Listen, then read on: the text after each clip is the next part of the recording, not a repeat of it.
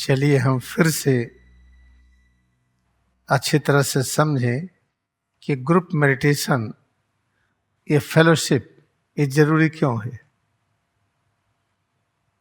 इसके सुनते ही अगर ध्यान के बाद आपको ड्राउजीनेस, सुस्ती जो आती है, वो सुस्ती नहीं होती है, ध्यान की एक खुमाई होती है। ऐसा होने पर सुनने में दिक्कत होती है, देखने में। अगर ऐसा हो रहा हो तो आप 2 बार में श्वास प्रश्वास का अभ्यास करते हुए बैठे हुए अंगड़ाई ले खड़े होकर के और ध्यान से सुनते रहे। एक फेलोशिप की आवश्यकता क्यों होती है? आप अकेले खाना खाइए, वही खाना आपके साथ 100 लोग खाएं तो उसका स्वाद अच्छा लगेगा, पचेगा जल्दी। आप अकेले ध्यान करिए, उसी के साथ 100 लोग बैठ करके ध्यान करें तो ध्यान बहुत गहरा होगा। इससे फेलोशिप, कांग्रेगेशन बहुत ही महत्वपूर्ण है। ये इलाहाबाद, जिसका नाम प्रयाग है, इसका जो इसे प्रयाग तीर्थ कहते हैं। प्रयाग नाम क्यों पड़ा? प्रकृष्ट यज्ञ जहां संपादित हो। प्रकृष्ट यज्ञ क्या है? यज्ञ का विशाल रूप। यज्ञ का विशाल रूप कैसे प्रकट होता है? जहां ढेर सारे लोग बैठ करके वो यज्ञ करें। तो यज्ञ क्या है? यज्ञ जो आध्यात्मिक विज्ञान को प्राचीन काल में यज्ञ कहते थे, महाअवतार बाबा ने यज्ञ का नाम रूपांतरित करके क्रिया योग कर दिया।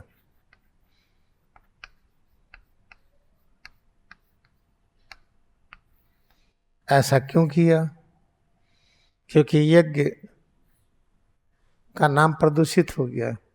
सतयुग में, सत्य काल में जो यज्ञ था, कल काल में उसका ठीक उल्टा अर्थ लगा। जो सत्य काल में यज्ञ था वो क्या था? जो स्वामी युक्तेश्वर गिरी साधन पाद में लिखे प्रोसीजर, पहला सूत्र, तपा स्वाध्याय ब्रह्म निधानान यज्ञ। तप, ऐसा तप जो अपना अध्ययन करा दे, अपना वह अध्ययन जो ये बताए कि ब्रह्म ज्ञान, निर्माण का ज्ञान ये समुद्र की तरह है, अनंत है। ब्रह्म निधान, जैसे कृपा निधान, कृपा के सागर, कृपा के समुद्र, ऐसे ब्रह्म निधान, निर्माण का जो क्रिया है, जो ज्ञान है, इसका कोई आदि अंत नहीं है। कितना कौन बना सकता है? तो ऐसा तप जो अपना अनुभव कराए। स्वाध्याय, हम कौन हैं, अपनी वह अनुभूति पता चले कि जो अपना अस्तित्व है, ये ज्ञान है, ये निर्माण का ज्ञान का साकार रूप है। इसकी मात्रा कितनी है? अथाह, अनंत, असीम। इसको यज्ञ कहा जाता था। लेकिन जब कलिकाल आया तो यज्ञ का नाम एकदम उल्टा पुल्टा हो गया, गलत हो गया। जहां पर निर्माण की क्रिया है, वहां मारने पीटने की क्रिया होने लगी। नरबल, पशुबल, आदमियों की बल चढ़ाई जाती थी, जानवरों को बल चढ़ाते थे। तब महाअवतार बाबा ने सोचा कि ये तो पूरा नाम ही गलत हो गया, तो इसलिए यज्ञ के स्थान पर क्रिया योग लिखा। फिर यज्ञ का सूत्र है तपा स्वाध्याय ब्रह्म निधानान। ब्रह्म, ब्रह्म जानते कैसे लिखते हैं? बा है, आधा है, माँ है। लिखते तो ऐसे हैं, बा है, आधा र है, इसके बाद आधा है, और इसी में ये माँ लिखते हैं। ये है माँ, इसके नीचे लिखा जाता है। जो नीचे लिखा जाता है वो पूर्ण होता है। ब्रह्म, इसमें ह आधा है लेकिन माँ पूरा है, तो जो नीचे होता पूर्ण होता है। सागर नीचे है, नदी ऊपर है, तो सागर पूर्णत्व को प्राप्त होता है। जब हम ज्ञानी होते हैं, सत्य अहिंसा के ज्ञान से विभूषित होते हैं, तो हम किस तरह से रहते हैं, डाउन टू अर्थ कहा जाता है। इसे देखिए, जो ब्रह्म लिखा गया है इसका ये है तरीका लिखने का तो कुछ भी किसी तरह से भी लिख लीजिए। तो ब्रह्म ज्ञान क्या है? निर्माण का ज्ञान। कितना होता? अनंत। ये कैसे पता चलेगा? जब तप करेंगे तो अपने बारे में पता चला, और फिर पता चला कि ये तो ब्रह्म का रूप है, ये इसमें कितना ज्ञान है, अनंत। इससे ब्रह्म को हटा करके, चूंकि ब्रह्म को लोग बरम,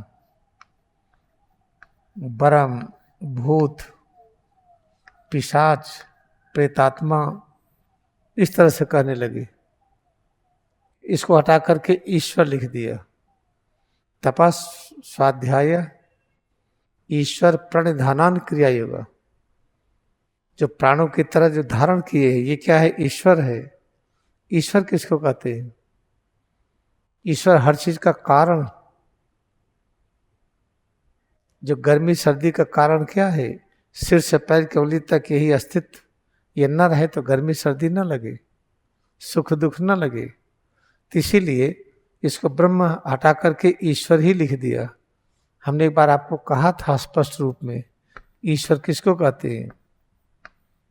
हम लोगों की जो एक दिखाई पड़ता है भौतिक शरीर, इसके अंदर जो चैतन्य शक्ति है जिसकी वजह से इसमें हम बोलते हैं, उठते हैं, बैठते हैं, काम करते हैं, उस चैतन्य शक्ति को विश्व कहते हैं।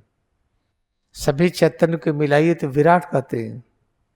ऐसे हम लोग के सूक्ष्म शरीर है, उसके चैतन्य को तेजस कहते हैं। सभी के चैतन्य को मिलाइए तो हिरण गर्भ है। उसी तरह से कारण शरीर है, उसके चैतन्य को प्राज्ञ कहते हैं। सभी प्राज्ञ को मिलाइए तो ईश्वर कहते हैं। तो ईश्वर क्या कहते हैं? हर चीजों का कारण। हमारा जीवन क्या है? सबके कारण की खोज कर लीजिए। हम कौन हैं? आप कौन हैं? इस कारण की खोज करना ही ईश्वर अनुसंधान है। तो महातार बाबा ने उस सूत्र को बहुत बढ़िया कर दिया। तप स्वाध्याय ईश्वर प्रणिधानान क्रिया योग। इसके बारे में विस्तार से बताए हैं। आज हमारा बताने का ये लक्ष्य ये है कि हम क्रिया योग अभ्यास कर रहे हैं। आपको ढेर सारे लोग मिलेंगे जो कहेंगे कि SRF या योगदा मठ या जो लेसन परमहंस योगानंद लिखे थे उसको लोगों ने बदल दिया। ऐसा नहीं है, लेसन से नहीं बदला गया है। लेसन का मूल चीज वही है, उसमें कोई परिवर्तन नहीं हुआ है, न दीक्षा वाली क्रिया में न किसी लेसन में। थोड़ा बहुत परिवर्तन हुआ, वो परिवर्तन नहीं माना जाता है। कभी किसी के मुंह से ऐसा सुनिए तो मानिएगा नहीं। आजकल लोग कहते हैं कि चूंकि SRF लेसन्स ले रहे हैं, योगदा पाठ ले रहे हैं, रियलाइजेशन तो हुआ नहीं, तो कहते लेसन ही बदल गया है। वास्तविक लेसन नहीं है। चलो बदल गया है। महातार बाबा ने कहा ना 31वें गिरी से होली साइंस लिखी, इसको ले लीजिए। कहते समझ में नहीं आता है। समझ में क्यों नहीं आता है? क्योंकि हम एक दूसरे को छोटा मानते हैं, जबकि ज्ञान की संस्कृति है। परब्रह्म पूर्ण है। पूर्ण में से जो भी निकलेगा पूर्ण होगा। पूर्ण में जो जुड़िएगा वो भी पूर्ण होगा। जो शेष बचेगा वो भी पूर्ण है। तो इसके अलावा तो कुछ है ही नहीं। हम भी पूर्ण है, आप भी पूर्ण है। पूर्ण का अर्थ क्या है? सिर से पैर के अपने अस्तित्व में सब कुछ विद्यमान है। ये मिनी कॉस्मॉस है। ये आपका रूप भी यही है, हमारा रूप भी यही है। अंतर है हम अभ्यास ज्यादा किए हैं, आप कर रहे हैं। इसके अलावा कोई अंतर नहीं है। अगर इस बात को कहीं पर सुनिए तो इसको एक सिरे से काट दीजिएगा। ये SRF में लेसन बदल गए हैं, योगदा पाठ बदल गए हैं, परमहंस योगानंद कुछ और लिखे थे, अब कुछ और लिखा गया, ऐसा नहीं है।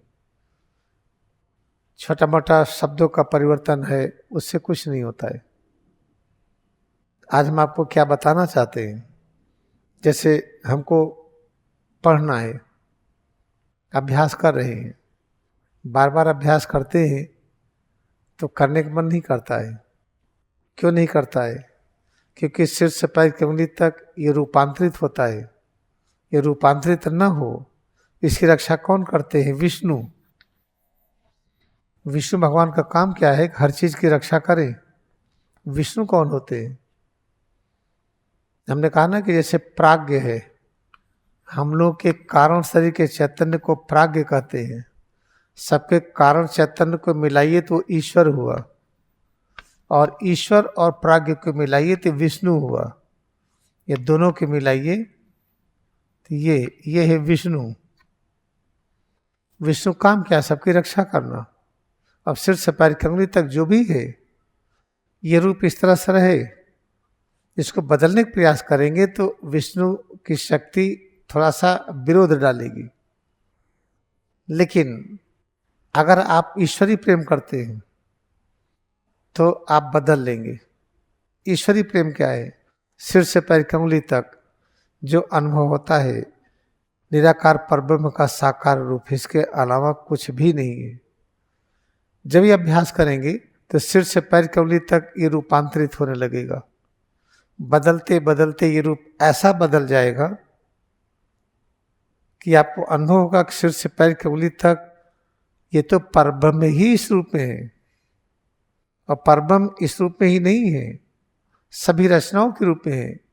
लेकिन अभी चूंकि शरीर में रूपांतरण हो रहा है, ये बदल रही है, इसलिए अभी ये सुनते तो हैं, लेकिन इसको उस तरह से हम अनुभव नहीं कर पाते हैं। परब्रह्म हमारे रूप में, आपके रूप में, वही आसमान, वही वायु, वही अग्नि, वही सौरमंडल, वही पृथ्वी, वही पेड़ पौधे, वही जीव जंतु, वही हम सब, ये सुनते तो हैं और मान करके अभ्यास भी कर रहे हैं। लेकिन पूरी तरह से अनुभव हो जाए, अभी हुआ नहीं है। अनुभव कब होगा? अनुभव क्यों नहीं हो रहा है? क्योंकि विष्णु की शक्ति सबकी रक्षा करती है। रात भी रहे, दिन भी रहे, माया भी रहे, ब्रह्म भी रहे।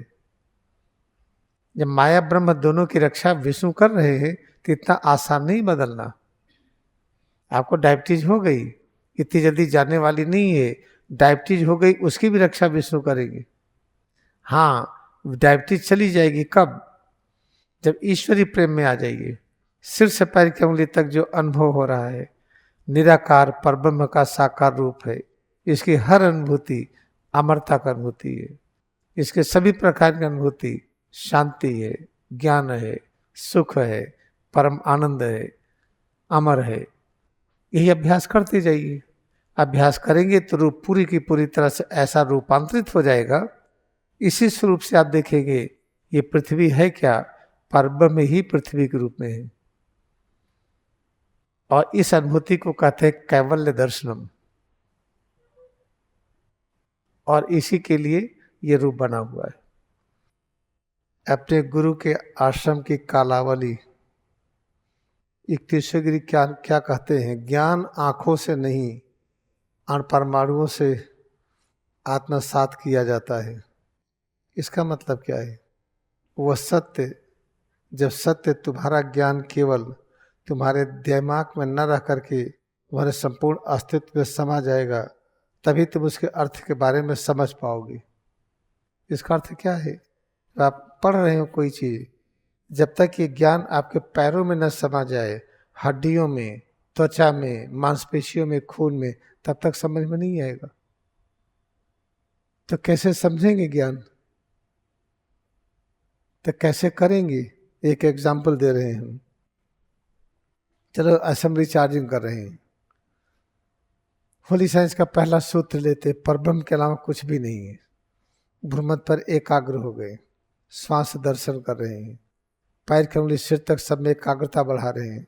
सारे परिवर्तनों की अनुभूति करते हुए हम बार बार इस विचार को दोहरा रहे हैं, परब्रह्म के अलावा कुछ भी नहीं। इस विचार को दोहराते हुए हम पैरों का अनुभूति कर रहे हैं, पीठ की, पेट की, सीना की, हाथ की, गले की, चेहरे की, सिर की, प्रत्येक श्वास की अनुभूति करते हुए करेंगे। तब ज्ञान समा जाएगा सब में, तब समझ में आएगा। पढ़ने में समझ में नहीं आता है। इसे जो रिचार्जिंग करते हैं कि अनुभूति ज्ञान है, शक्ति है, शांति है, आनंद है, अमृत है, ये कहते हुए जब आप प्रैक्टिस करते हैं कड़ापन ढीलापन, तब ज्ञान आत्मसात होता है, ऐसे नहीं होगा। हम लोग की आदत क्या है, किताब लिए पढ़ लिए, याद हो गया लिख लिए, आ गया, ऐसा आएगा नहीं है। जो पढ़ लिए जो याद हो गया वो विचार जब तक नाखून में नहीं भरेगा, पैर की अंगुलियों में, पंजों में, पिंडली में, जांघ में, नितंब में, पीठ में, पेट में, सीना में, गले में, चेहरे में, सिर में, तब तक समझ में नहीं आएगा। इसका मतलब जो रिचार्जिंग आप करते हैं कि अनुभूति शक्ति है, ज्ञान है, शांति है, आनंद है, अमरता है, अगर उसको आप भूल गए तो कुछ होने वाला नहीं है। जो बैठ करके अभ्यास करते हैं, जो भी करते हैं, प्रत्येक अभ्यास में ही होता है। ये लिखा था उसमें जो मैंने खोला, लेकिन आप ऐसा खोल के समझ नहीं पाएंगे आप, क्योंकि अभी आपका लक्ष्य अपना घर बनाना, अपनी नौकरी करना, अपना जीवन चलाना। अभी डर लगती है आपको। अभ्यास करते करते एक दिन आएगा कि आप निडर हो जाएंगे, डर समाप्त हो जाएगी, तो पूरा ब्रह्मांड अपना घर लगेगा। अभी तो डर लगती है, इतने बड़े ब्रह्मांड को घर कैसे माने हम, और कहाँ बैठे यहाँ पर। अभी तो ये डर लगती है ना। इससे बनत बनत बन जाए, अभ्यास करते जाइए, करते करते एक दिन उस जगह पर पहुंच जाएंगे। देखिए हमारे साथ इतने लोग हैं, किसी को डर लगती है? किसी के पास अपना घर नहीं, कोई नौकरी नहीं, कुछ सिक्योरिटी नहीं, बड़े आराम से हैं, क्योंकि ये पिछले जन्मों से भी हैं, अभ्यास करते करते इसी अनुभूति में आ गए हैं। दिस इज फॉर टुडे, ये आज के लिए। Let us bow down to our devotion in Kriya का मेडिटेशन। क्रिया योग में अपनी भक्ति को हम नमन करें। अब हम बैठेंगे, नाउ वी विल सिट। आंखें खोलें, ओपन आईज।